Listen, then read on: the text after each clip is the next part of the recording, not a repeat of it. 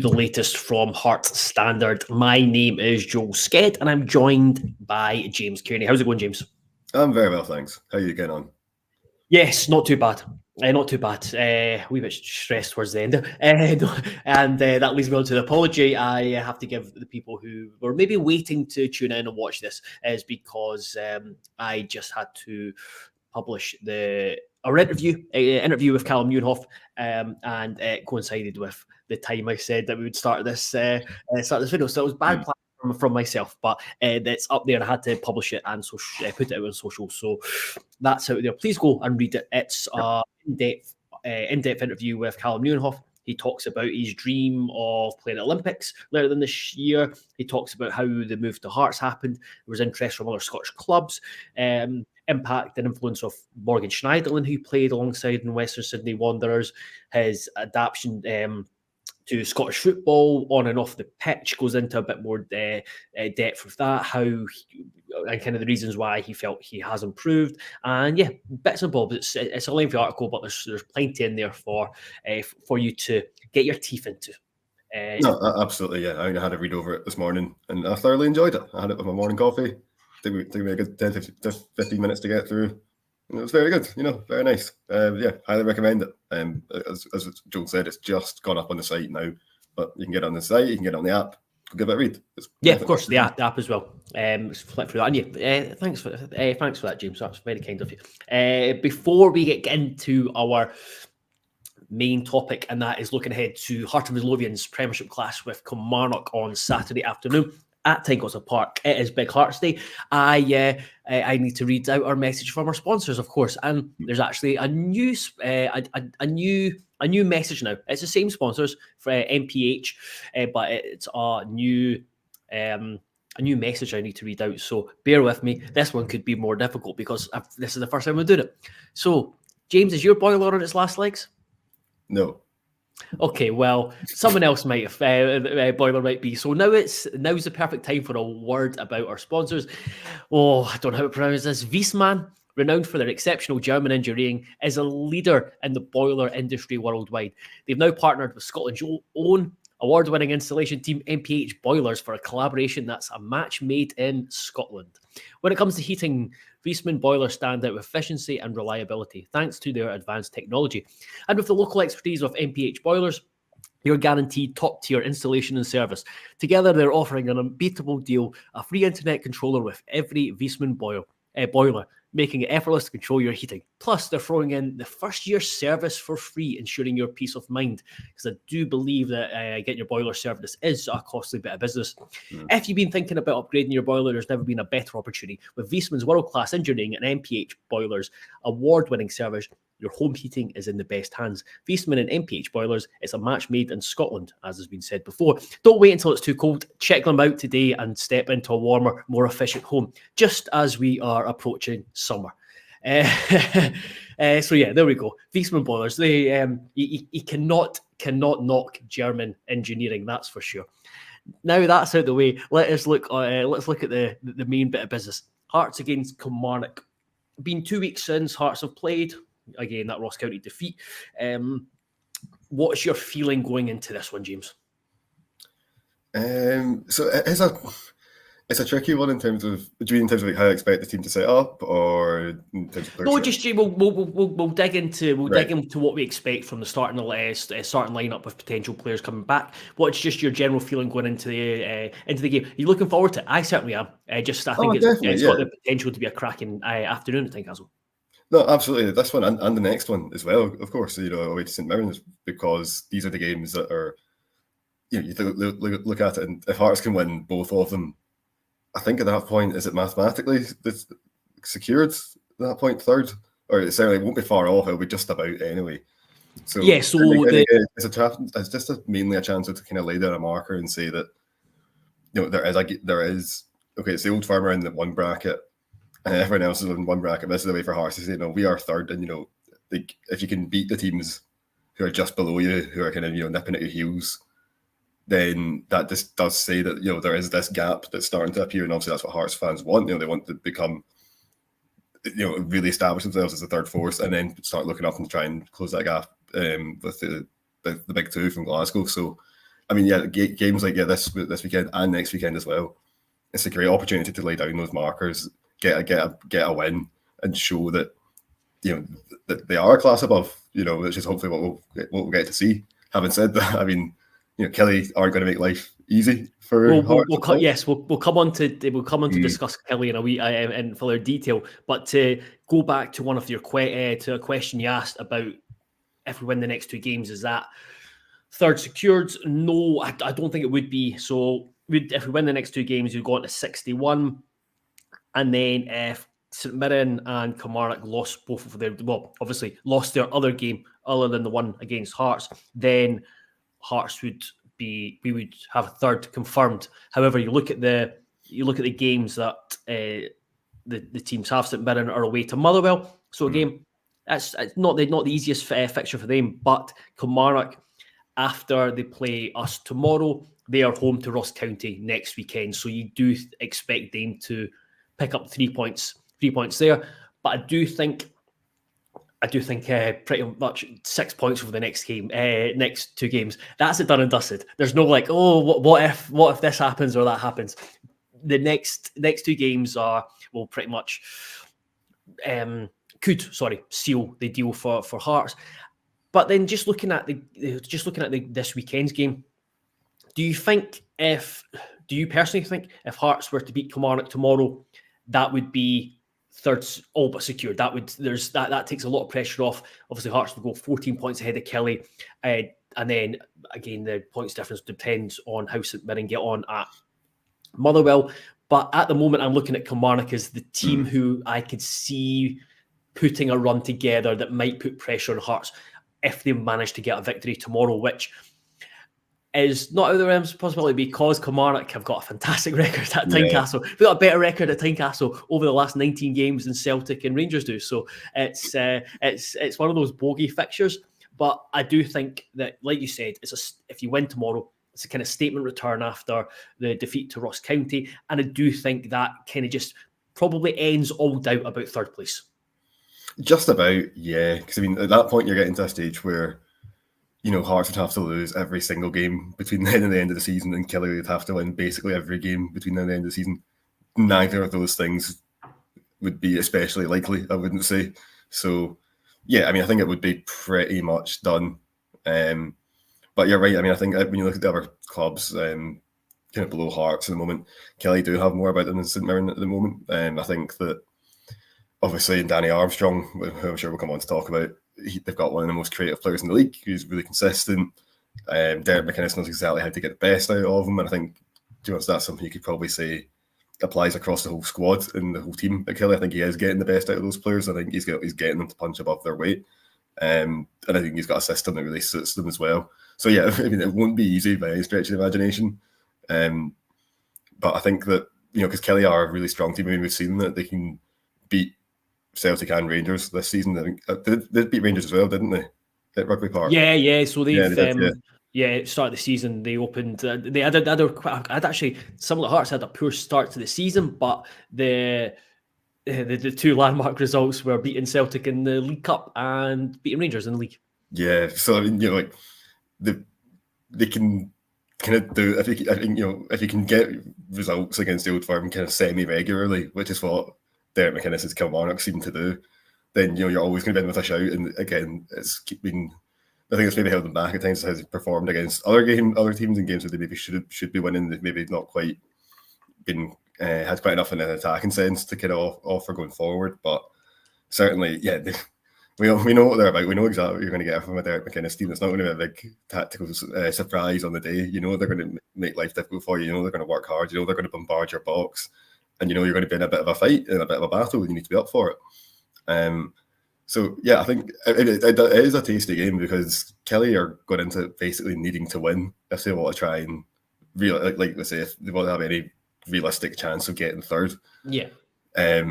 So I think it could actually be quite an entertaining game. Like I don't think it'll be particularly. I wouldn't expect it to be particularly high scoring or anything like that, but I could see it being almost like that. Kind of taking on that kind of cup tie feel to it, even though obviously Hearts are in the position of strength going into it.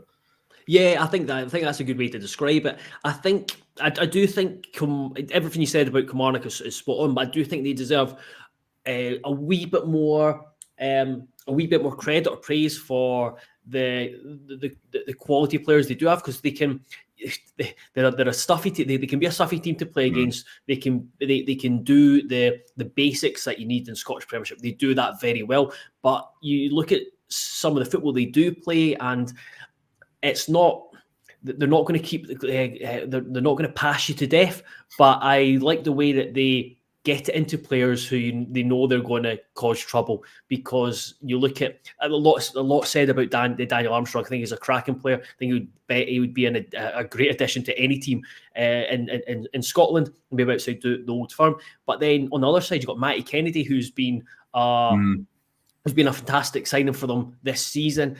I was a wee bit wary of how much he would give Kilmarnock. I think I thought it was going to be a good signing, but maybe a inconsistent wide player. I think he kind of fit into the different systems that they can play, but throughout his career, he's had good periods without having really sustained good periods, but he's got that at the moment. So you've got two wide players who are very, very dangerous, and like on their day, they're just a nightmare to play against. It does help the fact that both of them are very good at the defensive side of things, the defensive side of the game as well, which you expect from Derek McInnes. And then I do enjoy their front two. Okay, Marley Watkins, it's not a striker for me, but he's had a great season. He's had a really, really productive season. And then you look at him and Viessmann playing up front together. You compare them to Jordan White and Simon Murray, who Hearts had, or it was a mixture of Jordan White and Amy Brophy with Simon Murray, who Toby Sibbick and Kai Rowe struggled against. Viessmann and Watkins are on a different level to them. They're better. They're more productive. They're more effective, and that's where you're like moving into looking at the Hearts team tomorrow. The big one for me coming back is Frankie Kent. He's been back in training this week, as has Neuenhoff, as has Barry Mackay. And out of the three, I think Frankie Kent's the most important to come back tomorrow, because of the discomfort that Kilmarnock can cause teams with the amount of balls they put in the box, the threat they have up front with kind of power, pace, physicality. And then you look at their depth of their squad is really, really good. They've been able to keep Greg Stewart on the bench, Kevin Van Veen on the bench. But for Hearts, I think Frankie Kent is the one. When the team gets announced tomorrow at 1:45, I'm immediately looking to see if Kent's starting. Yeah, no, absolutely. I think that you touched on it there, but you look at someone like Viessmann, who I think is a brilliant player, and he's like really physical, can make life difficult for you. And obviously, Watkins has been kicking around for a fair while now, we all know what he's about as well. And I think that you're right. I mean, we look at the way that Sibbick enrolls, they did really struggle against County a fortnight ago. And you just think if there was to put in a similar sort of performance against Kilmarnock, Kilmarnock will end up having a field day. I think you need that physicality, you need that kind of composure at the back. And we know that Rolls, does have periods of good form, but then he does have little moments in him where things don't go right. And I think Sibbick's the same. I think, again, I think when he came back into the team recently, he had a couple of great performances, and then he just looked off it against County. So, yeah, Kent's definitely the biggest one I think you want in there. But to be honest as well, I know this is maybe the sort of thing that fans don't like, because they see it as like a signal of intent or whatever, but I think the back three makes a lot of sense for this one as well. Bringing it back, just because we know that there's going to be that bombardment in the box. So I think having an extra centre half there would go a long way to helping that. And also it just means that it gives the wide centre halves a bit more license as well to push up and get out to start trying to stop somebody like Danny Armstrong from crossing it before he even gets into the box. So I think that I definitely see the pros of playing the back three in this one. I think, because I think that I think it's a good tactical fit for the kind of threats that Kelly pose. But I know that there'll be lots of fans who want to kind of play with a 4-3-3 or something like that, and get the ball forward and really kind of try and take the game by the scruff of its neck. But I think that it's just important to be wary of what Kelly are good at, because the things they're good at, they're very, very good at. And I think just having an extra man in defence there, it can make all the difference, and even can help with the build-out play as well. So yeah, I would quite like to see the back three come back in. I'd definitely see Frankie Kent right in the middle of it. Yeah, I think that's a very good point. Just with the threat that Kilmarnock have, you look at the wide men especially, and it's do you play fullbacks to go up against them, or you've got I'm just kind of thinking on the spot with you basically have just Cochrane going up against Danny Armstrong, and then Matty Kennedy up against either Lembakisa or Atkinson. Atkinson performed. Was listening to Scarcer in the Funnel, and Ryan McGowan was talking about him, said he played really well in Australia's first game, wasn't involved in the second game against Lebanon. And then you have Dexter Lembakisa, who we spoke to today at the presser. He's come back and he just looks, you just look at him and he's like, this guy's really content, happy, confident. He's just scored an absolute screamer, his first international goal. And it's one of those where do you worry or take into account worry too much about Kilmarnock's threat, and then you're kind of just being really reactive, or do you switch it around and like have Cochrane? If you have Cochrane and Lembakisa playing as wing backs, you're probably forcing Kennedy and Armstrong potentially back. McKenna, it could be an interesting one. McKenna's might just go full backs. You deal with those. The wing backs, and then I think it's going to be a bit of cat and mouse if you do play that back three, if you do play the back four, and if McKinnon just goes Armstrong, Kennedy, stay up, and he has that wee bit of risk, which I think will be an interesting one, because you look at the way that Derek McInnes usually plays his back four, it's usually four guys who are arguably centre backs as well. Yeah. So you're just thinking, right, they might just defend with four defenders and a couple of midfielders who can put in a ton of work in the midfield, and then that just gives license to the two wide men and the two forwards to kind of try and pen Hearts back. Yeah, no, I could definitely see that. I guess my fear though would just be if Hearts were playing a back four and you've got like likes of Kennedy and Armstrong in these 1v1 situations a lot, you kind of go, all right, well, your Cochrane might stop 50, 60, 70% of them, that's great. But there's still going to be some that get through, and then when he gets through, he's going to be in a brilliant position. Just the way that Danny Armstrong plays as well, the fact that he's quite two-footed, the fact that he can go inside, he can go outside, that's fine. He can hit it with either foot, that's fine. He can be in swinging, out swinging. It's because he's got that versatility. You're not going to stop him every time. What you can do is you can make sure that in the instances where he does get past you, you've still got the best security in place. So that's the kind of the view that I take with it. But I accept I might be being a bit cautious there. I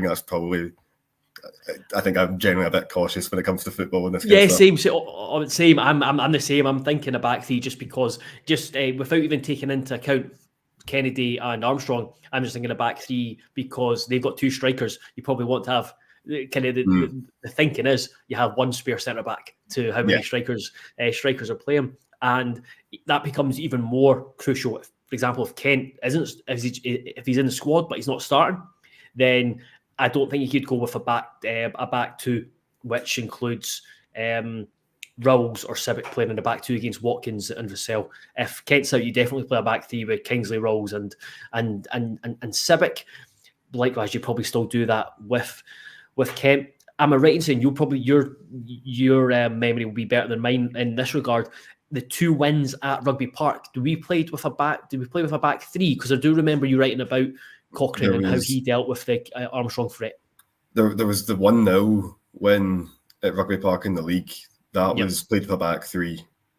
And then there was the win in the League Cup back in, was it September or something like that? Yeah.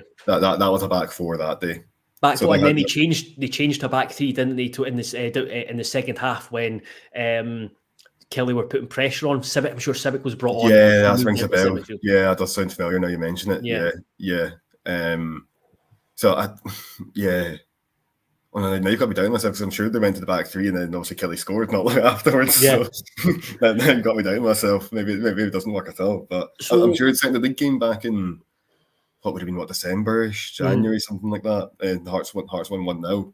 That game, it was definitely a back three. And if memory serves me right as well, I think that was the game when the wing backs were quite inverted as well. Like for Hearts, I think it was Cochrane and I think it would have been Atkinson on the other side. And I think they were kind of generally pushing into the midfield. I think it was that game. I might be getting mixed up though. Yeah. It's like they all kind of blend into one after. See, when you start watching them all twice, yeah, you start to forget which is which. It sounds really stupid, but it's true. They all kind of blend into one. So with the back three, who would you? What would your midfield makeup line be, or midfield blend be? So I had in my predicted line, I've got Benny at the 6. See, I didn't have Neuenhoff in because Neuenhoff told you that he was hoping to maybe be on the bench. So I was going to go, well, that sounds like he's not fit. But then hearing Naismith speaking at the broadcast press conference today, it sounded very much like he's back in contention. So now I don't know what to think. But I'll stick with Cammy Devlin anyway. I'll assume it's maybe a bit too soon for Neuenhoff. So I had Cammy Devlin in there, and then I also had George Grant coming back into the team as well. I just think that I know like sometimes it can underwhelm or disappoint. Like the Morton game, for instance, wasn't great there. Of course, he wasn't. But at the same time, I think when he's not in the team, you really notice it. I mean, I think that was one of the big glaring things watching the county game back was that the Hearts just really didn't create much at all. And when he came on, that changed. And okay, part of that's kind of the state of the game and that county are 2-0 up, Hearts are pushing forward, seeing more of the ball, all that kind of stuff. But I did feel like he made a positive impact coming off the bench, and I think that right now he brings that element of creativity that nobody else really does. I mean, the other option, of course, is Barry Mackay, who again has been back training this week, is back in contention. But I would be surprised if Mackay was parachuted straight into the starting 11 just after being out for such a long time. So I think it's probably going to be Grant for this one. So that's what I had for my midfield. But I don't know. What do you think? Do you think Neuenhoff in? Out? Nah, the way he's speaking to him on Monday, the way he spoke was it was like almost like there was no chance he was starting. It was a case of be on the bench, might get on, but it was more looking ahead to the St Mirren game. I think he only returned to training, if I remember correctly. I think he only returned to training on Monday. So especially with it being a hamstring, maybe not, and the fact that Hearts have got quite a lot of options in midfield. I just don't think it's one of those you probably risk. Yeah. So yeah, I think Benny. I agree with Grant. Scott Fraser's back in the squad. Not seen enough of him. I think he's not sure enough to warrant a starting position just yet. And then it's between. Would you have tempted to play Macaulay Tate? But no, it was probably between Devlin and Denham. I think there's certain games where maybe you can get away with both of them in midfield. For example, away to Celtic, if you're playing the three where you need your two midfielders to put in a power of work. But when you dominate the ball against Ross County, against Kilmarnock at home, you don't need to. I don't think you get the most out of your team if you have both of them starting. So, but I would go for Devlin again. Kilmarnock, it's going to be a battling midfield potentially. If David Watson's in there, he's got a fantastic engine, a great young player, real potential. Devlin will would relish that challenge. So I would go with him, go with Grant, and then who do you play up with Shankland? So I ended up going for Vargas in the end, and I feel bad for Alan Forrest because I think Alan Forrest has been playing really well recently. But it's, I think if you're playing with the back three, one of those two has to miss out. And right now, I just think that Vargas offers a bit more of a goal threat. Like you can see him getting goals through the middle. When we spoke about this the other day, when he's playing playing through the centre and kind of sometimes playing off Shankland, that's where he's often looked his most dangerous. That's where he's been kind of creating chances and getting goals. I think it's 6 goals in his last 13 games for Hearts at the moment, going back to the turn of the year. So I think he's probably in there just on current form at the moment. And I think he offers you a bit. I think while Forrest offers you a bit more on the ball, maybe a bit more security on the ball. I think he takes better care of it, but he's maybe just sometimes missing that final ball, that final shot. Whereas Vargas, I think you might lose the ball a little bit more, but he'll try and kind of drive at the defence and do well, take players on, try and get shots away.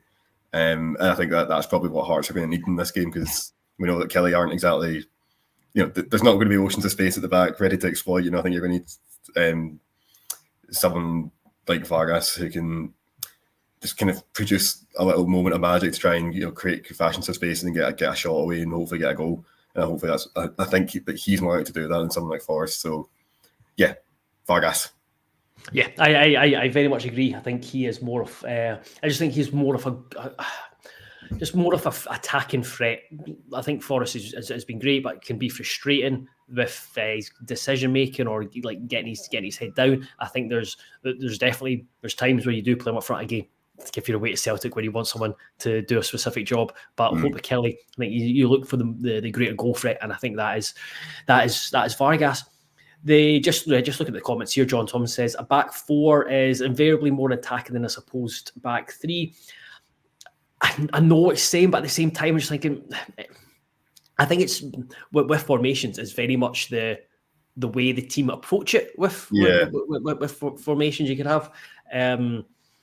Like a really attacking 4-3-3, but if you don't have the ball or you can't defend, then it's pointless. Yeah, no, exactly. Or you get back fours where it's a kind of a defensive setup, or back threes where it's a crazy gung ho setup. Like that happens. Formations. Yeah, okay. It gives you an idea of how many players are in each area of the park, but the roles that the players actually fulfill is far more important than the overall shape of the team, I would argue. But maybe a big tactics nerd. I don't know. We played a back three against Rangers and had Snodgrass, Barry Mackay, and Garan Kuhl in the midfield. That was gung ho, and that certainly did not work. You don't say, really? That didn't work. That's not working in any formation. That's for sure. So before we finish up, what do you think the score will be tomorrow? I think it'll be a Hearts win, but I could see it being quite a narrow and hard fought one. So I'll probably go for a 2-1. I'd say, which I suppose it would be bucking history, in that, like you say, Kelly have got this excellent record at Tynecastle as of late. But no, I think there's something about this Hearts team at the moment. Again, with so much on the line, I think that the players will turn up and perform for it. So yeah, I'll go for a narrow win, 2-1. I disagree with something you said at the start of the show, that it's going to be you don't think it'll be a high scoring game. Actually, I disagree. I think it's got the potential to, and that's why I think maybe 4-2 to Hearts. Yeah, I'm feeling confident, and I'm feeling swept up when Hearts return into action, and thinking it's going to be a cracking game at Tynecastle tomorrow. And I suppose, before we wrap up, it's also good that you're potentially looking at the squad tomorrow, and you've got Yutaro Oda on the bench, you've got Barry Mackay on the bench, that we've been talking about formation, talking about the lineup, that there is now greater depth and options, especially in the final third, because that's something that has been frustrating in the last few weeks, that there's not much wiggle room in the way that Naismith can maybe freshen things up, or guys who are maybe a bit more reliable than, say, a Keisuke Tagawa, who is still not really up and running. Well, yeah, exactly. I mean, you look at it and say over the last few weeks, say Boyce has been out injured for a good while now. Barry Mackay's been out injured for a good while. It basically leaves Naismith with, in terms of attacking options, he's got Alan Forrest, Lawrence Shankland, Kenneth Vargas, and Keisuke Tagawa. And as we know, Tagawa's not really cut the mustard yet. And you even look at a wee bit further back, Scott Fraser's come in. He's not, like you say, he's not really shown too much yet, which means that basically Grant has to play. So again, just in these kind of attacking areas, there's really not been that many options at all. So I think particularly Oda coming back is a big one. I thought he made a really good impact actually when he came off the bench up in County 2 weeks ago. I thought he looked quite lively when he came on.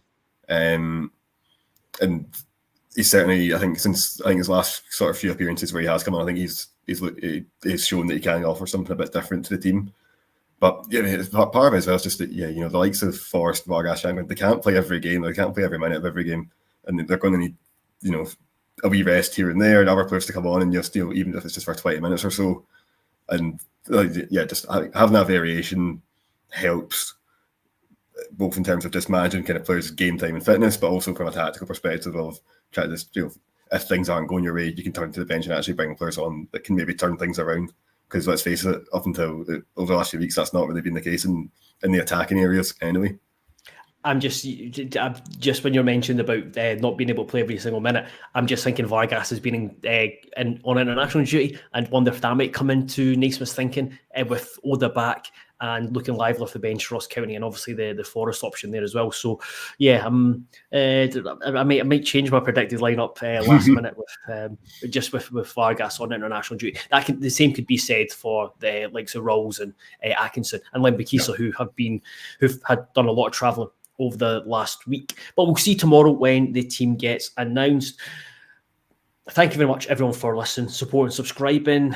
Be sure to check out the website. We'll have we've got that Callum Muenhoff interview. We've got injury updates, and we will have later on tonight stuff from Stephen Naismith from the pre-match press conference, and a reminder that it's Big Hearts Day tomorrow at Tynecastle. So if you do see kind of collections, and if you are able to donate or even just share the fact it is Big Hearts Day and raise awareness, then certainly do that. But until probably Monday, when we'll discuss hopefully a Heart of Midlothian win, thank you very much and goodbye, and enjoy your bank holiday weekend. Bye.